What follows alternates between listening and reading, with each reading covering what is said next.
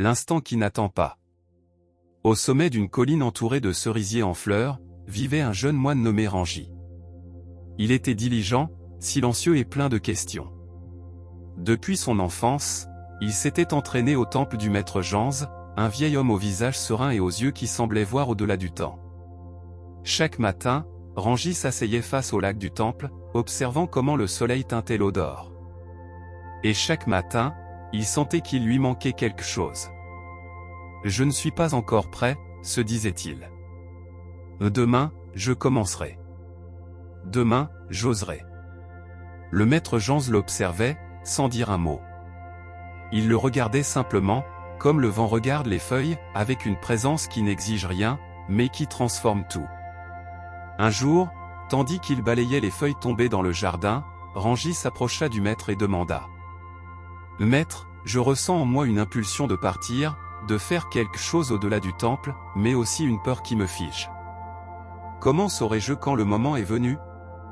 Janse leva les yeux depuis la pierre qu'il polissait avec patience et répondit. « Tu attends que le ciel change de couleur pour faire un pas ?» Rangi fronça les sourcils. Le maître continua, comme s'il parlait à l'air. « L'instant juste ne sonne pas comme une cloche. Il ne se fait pas annoncer. Il est simplement, maintenant. Et si tu doutes, il est déjà passé. » Rangi garda le silence. Pour la première fois, il comprenait que son attente était une cage dorée, confortable, mais une cage quand même. Cette nuit-là, le souffle du vent entre les arbres lui murmura quelque chose qu'il n'avait jamais entendu avec autant de clarté, « Ne réfléchis pas, fais-le maintenant. » Et cette phrase résonnerait dans sa poitrine comme un tambour qui commence à marquer le rythme. Le lendemain matin, avant que le soleil n'apparaisse derrière les montagnes, Rangi se leva avec une décision qui ne nécessitait pas de mots. Il n'écrivit pas de lettres, ne fit pas de révérence ni ne demanda la permission. Il laissa simplement son bol en bois sur la pierre du puits et s'enfonça dans la forêt, le sac en bandoulière. Chaque pas qu'il faisait semblait un acte sacré. Il n'avait aucune certitude sur sa destination, mais une nouvelle clarté, rester immobile par peur était plus dangereux que marcher sans but. Descendant les sentiers couverts de rosée, il se souvenait d'une phrase que le maître répétait quand quelqu'un doutait trop. L'esprit qui attend d'être prêt n'arrivera jamais. À chaque souvenir, Rangi comprenait que le « faire » n'était pas la conséquence de la préparation, mais son origine. On se prépare en marchant. On comprend en agissant. On vit en se lançant, même en tremblant. Dans la vallée, il rencontra des villageois qui n'avaient jamais vu un moine hors du temple. Ils lui offrirent du pain, de l'eau et des paroles. Certains le regardaient avec respect, d'autres avec doute. Rangi les écoutait, mais ne s'arrêtait pas. Il savait que le bruit des opinions des autres pouvait être un autre déguisement de la peur. Au fond de lui, il ne fuyait pas le temple. Il se rapprochait de lui-même. Il marcha jusqu'à ce que le soleil tombe comme une larme orange derrière les collines. Et cette nuit-là, endormi sous un arbre, il comprit qu'il n'y a pas de carte plus fidèle que celle que dessine le cœur quand il cesse d'attendre. À la 3e matinée, Rangi s'éveilla au chant des merles et au léger craquement des branches qui s'étiraient à la lumière. Il s'assit en position du lotus sur la terre froide, ferma les yeux et respira profondément. Là, sans cloche, sans encens, sans rituel, la méditation était simplement être. Le silence n'était pas différent de celui du temple, mais lui, il l'était. Dans la journée, il arriva dans un village où le pont reliant les deux rives de la rivière avait été emporté par une récente crue. Les villageois débattaient sur la façon de le réparer, mais personne n'osait agir. Tous attendaient des instructions, des ressources, l'arrivée d'un expert. Rangi resta silencieux, observant. Puis, sans dire un mot, il commença à déplacer avec effort de grosses pierres du lit de la rivière, une à une. Au début, on le regardait avec perplexité, voire moquerie. Mais bientôt, l'un après l'autre, ils commencèrent à l'aider. Sans plan, sans promesse, seulement de l'action. Quelques heures plus tard, une file de rochers traversait la rivière comme une colonne vertébrale née de l'effort collectif. Une vieille femme du village s'approcha de lui au crépuscule. Elle lui offrit une soupe chaude et lui dit d'une voix tremblante. Ah, comment as-tu su quoi faire? Rangi sourit et répondit naturellement. Je ne l'ai pas su. J'ai juste cessé d'y penser. Elle le regarda comme on regarde une fleur qui éclot en silence. Cette nuit-là, devant le feu, Rangi comprit que ce n'est pas la certitude qui fait avancer le monde, mais la disposition à agir sans elle. Que l'instant le plus puissant est celui qu'on ne remet pas à plus tard. Quelques jours plus tard, Rangi poursuivit sa route vers les montagnes de l'Est, où les vents soufflaient avec la force de ce qui n'est pas dit. Il gravit des sentiers étroits, traversa des torrents, dormit sous un ciel sans toit. À chaque pas, la pensée, fais-le maintenant, le guidait plus que n'importe quelle carte. Un matin, il arriva dans un monastère isolé, taillé dans la pierre d'une montagne. Les moines là-bas étaient différents. Ils ne parlaient pas d'illumination, ne débattaient pas sur les sutras. Ils cultivaient le riz, réparaient les chemins, soignaient les animaux blessés. Tout cela avec une présence qui frôlait l'invisible. Rangi fut accueilli sans question. On lui donna une pelle et une tâche, nettoyer le canal d'eau qui irrigue les terrasses. Pendant des jours, il creusa, tira des branches, enleva des pierres. Son corps souffrait, mais son esprit était calme. Et dans cette simplicité, quelque chose s'ouvrit en lui. Un après-midi, alors que le soleil tombait sur les champs mouillés, le vieil homme du temple au visage buriné comme la terre s'approcha de lui et demanda: « Et qu'est-ce qui t'a amené ici, jeune homme ?» Rangi baissa les yeux et répondit: « Le besoin d'arrêter d'attendre. » Le vieil homme sourit lentement, comme s'il savourait cette phrase.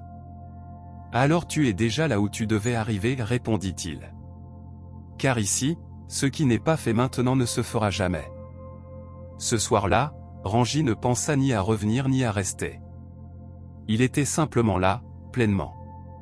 Et pour la première fois, il sentit que l'instant était suffisant. Les jours au monastère s'écoulaient sans nom ni objectif. Il n'y avait pas de calendrier pour marquer le progrès, ni d'examen pour mesurer la compréhension. Juste le maintenant, qui se répétait avec de nouvelles nuances. Rangi apprit à écouter non seulement avec les oreilles, mais aussi avec les mains qui semaient, avec les pieds qui foulaient la boue, avec tout le corps attentif au présent. Une nuit, alors qu'il réparait le toit d'une grange sous la lune, un jeune moine qui parlait à peine lui murmura: « Ton ancien temple ne te manque-t-il pas ?» Rangi resta silencieux, puis répondit: « Ce qui me manquait le plus, c'était celui que j'étais quand j'attendais la vie au lieu de la vivre. » Le jeune ne répondit pas. Il sourit simplement, comme quelqu'un qui reconnaît une vérité qu'il pressentait déjà. Cette nuit-là, Rangi écrivit pour la première fois depuis des mois. Sur un morceau de vieille toile, il traça une unique phrase à l'encre de suie. « Fais-le quand le cœur le dit. » Après, il est trop tard. Il l'attacha à une branche sèche et la laissa s'envoler depuis la corniche.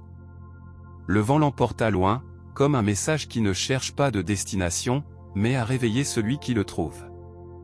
Le lendemain matin, il n'attendit ni ordre ni raison. Il prit le sentier du sud, ne suivant rien d'autre qu'une intuition. Parce qu'il avait compris quelque chose de simple et profond, l'instant parfait ne se planifie pas. Il se vit. Rangi marcha pendant des jours, sans rien chercher et trouvant tout. Parfois, il dormait dans des étables, d'autres fois sous des arbres qui l'enlaçaient d'ombre. Partout où il passait, il laissait quelque chose, un mot, une aide, un silence partagé. Il ne restait jamais longtemps. Pas parce qu'il fuyait, mais parce qu'il comprenait que là où le cœur a déjà porté son fruit, il n'est pas nécessaire de rester. Un après-midi, il arriva dans un village où l'air était lourd. Les gens marchaient les yeux baissés, et les salutations étaient brèves, sèches. Il y avait une peur qu'on ne nommait pas. Rangi apprit que le fils du chef du village était malade. Les guérisseurs ne savaient que faire, et les villageois attendaient seulement que quelque chose ou quelqu'un règle le problème. Il entra dans la maison sans demander la permission.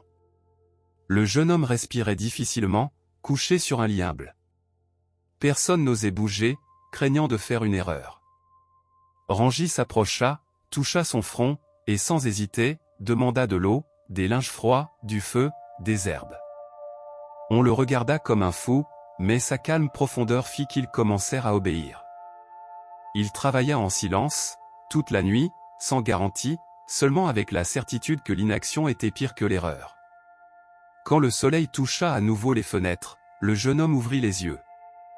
Il n'était pas complètement guéri, mais respirait mieux. Il sourit.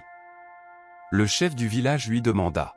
« Ah, comment as-tu su quoi faire ?» Rangi répondit.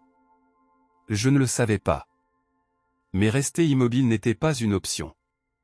Le village changea à partir de ce jour-là. Pas par des miracles, mais par l'exemple. Et Rangi continua sa route, sans attendre de remerciements ni d'adieu. Car son voyage n'était pas une quête, mais une pratique, la pratique de ne pas remettre l'âme à plus tard. Les pieds couverts de poussière et le cœur léger, Rangi arriva un après-midi au bord d'une falaise. La mer s'étendait comme une respiration sans fin, et le vent lui parlait avec la voix de tous les moments où il avait douté. Il s'assit sur un rocher et laissa le temps passer sans lui demander de compte. Il se souvint de chaque lieu, de chaque visage, de chaque instant où il avait choisi d'agir sans certitude. Ce n'était pas toujours réussi, mais il ne s'était jamais repenti. Et dans ce silence immense, il comprit une vérité qui n'avait plus besoin de mots. Le courage ne réside pas dans l'absence de peur, mais dans le fait de ne pas attendre qu'elle disparaisse. Au loin, il vit un groupe d'enfants pêchant avec des filets déchirés. Il se leva et alla vers eux. Il leur montra comment tresser de nouvelles cordes avec des fibres de plantes. Il leur apprit à lire les marées, à observer les ombres sur l'eau. Non pas comme un maître, mais comme un parmi eux, qui apprenait en enseignant. Un vieil homme du village l'observait depuis sa cabane et, à la tombée de la nuit, s'approcha de lui. « Je t'ai observé. Tu agis sans rien attendre. N'as-tu pas peur de te tromper ?» Rangi répondit.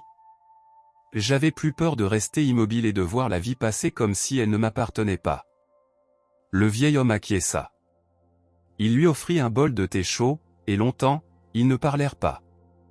Ils partagèrent seulement le présent, comme deux feux qui brûlent sans bruit. Cette nuit-là, Rangi rêva du maître Janse. Dans son rêve, le vieil homme ne disait rien. Il le regardait simplement, et souriait. L'aube arriva lentement, comme si elle voulait elle aussi apprendre à ne pas se presser. Rangi se réveilla avec la certitude que le voyage n'avait pas de fin, mais un but. Il n'avait plus besoin de réponse ni de chemin tracé. Il avait compris que chaque instant, vécu pleinement, était en soi une forme de sagesse. Avant de partir, il écrivit avec un morceau de charbon sur une vieille planche que les enfants utilisaient pour jouer. « N'attends pas d'être prêt. Le moment ne se répète pas, fais-le. Maintenant. » Il planta la planche dans le sable près de l'embarcadère, où le vent et le sel allaient l'user lentement. Peu importait. Le message n'avait pas besoin de durer. Il avait juste besoin d'arriver. Rangi s'éloigna sans regarder en arrière, comme quelqu'un qui a pleinement confiance dans une semence invisible. La mer rugissait. Les mouettes volaient sans peur. Et dans sa poitrine, un silence fertile fleurissait. Car il avait enfin compris. L'instant qu'on ne pense pas, celui qu'on vit sans calcul, c'est cet instant vrai. Et cet instant n'attend jamais.